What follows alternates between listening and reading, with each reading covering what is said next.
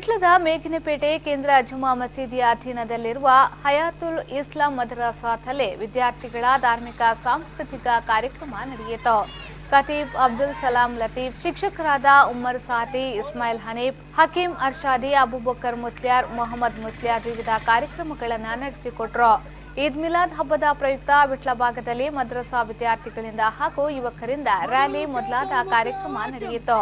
ಒಕೆತೂರು ನೂರುಲ್ ಇಸ್ಲಾಂ ಮದ್ರಸಾ ವಿದ್ಯಾರ್ಥಿಗಳಿಂದ ಆಕರ್ಷಕ ಮೆರವಣಿಗೆ ನಡೆಯಿತು. ಇನ್ನು ಸಾಲಿತೂರು ಭಾಗದಲ್ಲಿ ವಿದ್ಯಾರ್ಥಿಗಳಿಂದ ಹಾಗೂ ಊರಿನ ಮುಖಂಡರಿಂದ ರ್ಯಾಲಿ ನಡೆಸಲಾಯಿತು. ವಿಟ್ಲದ ಬೊಬ್ಬೆಕೇರಿ ಮುನಿರುಲ್ ಇಸ್ಲಾಂ ಮದ್ರಸಾ ವತಿಯಿಂದ ಸ್ಥಳೀಯ ಯುವಕರು ರಸ್ತೆ ಬದಿಯಲ್ಲಿ ನಿಂತು ಸಾರ್ವಜನಿಕರಿಗೆ ತಂಪು ಪಾನೀಯವನ್ನು ವಿತರಿಸಿದರು.